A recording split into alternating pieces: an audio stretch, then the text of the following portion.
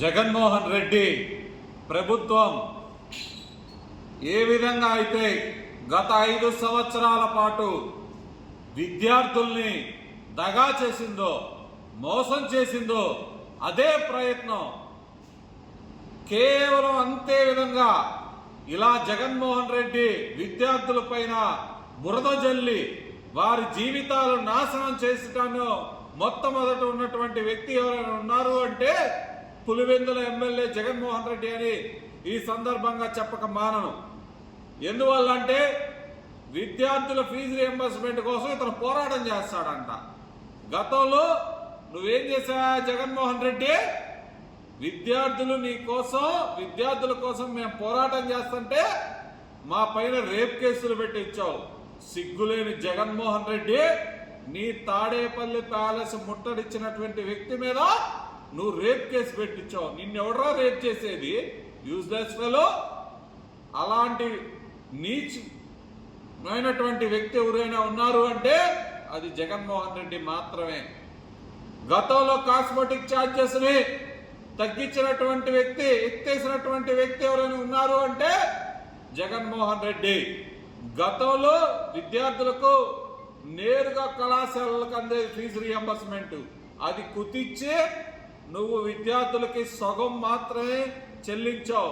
నువ్వు 5 సంవత్సరాల పాటు కేవలం 9 లక్షల మంది విద్యార్థులకే ఫీజు రియంబర్స్మెంట్ చెందే విధంగా చేశావు.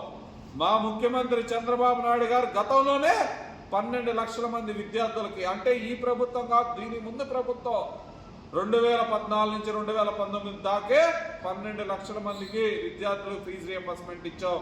నువ్వు ఇచ్చింది 9 లక్షలు మాత్రమే. అంటే ఇందులో నీచుడు ఎవరు ఆలోచించాల్సినటువంటి సందర్భం మీ అందరిపైన ఉంది.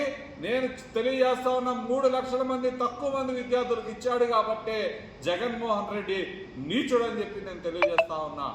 అదేవిధంగా ఇవాళ చాలా మంది వైసీపీ నాయకులు కోరలకు వస్తా ఉన్నారు ఫీజు రియంబర్స్మెంట్ రావట్లేదు అని. ఖచ్చితంగా ఫీజు రియంబర్స్మెంట్ చెల్లించే బాధ్యత మాది. ఖచ్చితంగా విద్యార్థులకు ఏదైతే సూపర్ 6 లో హామీలు ఇచ్చావో అది నెరవేర్చే బాధ్యత మా తెలుగుదేశం ప్రభుత్వాన్ని, కూటమి ప్రభుత్వాన్ని, నారా చంద్రబాబు నాయుడు గారిని, మా విద్యాశాఖ మంత్రి నారా లోకేష్ గారిని అని చెప్పి నేను తెలియజేస్తా ఉన్నా. రేపు వచ్చే నెలలో ఖచ్చితంగా కూడా మెగా డిఎస్సి అద్దరహో అనే విధంగా గతంలో ఎప్పుడు విద్యార్థులకి గవర్నమెంట్ ఉద్యోగాలు ఇన్ని పడలేదు అని నిరూపించే విధంగా కూడా మేము ఖచ్చితంగా కూడా మా లోకేష్ గారు, మా చంద్రబాబు నాయుడు గారు ప్రకటిస్తారని చెప్పి నేను తెలియజేస్తా ఉన్నా. ఒకవేళ ఈ 2 నెలల్లో ప్రకటించకపోతే నేను గుండు గీయించుకుంటాను కూడా మీకు సందర్భంగా తెలియజేస్తా ఉన్నా.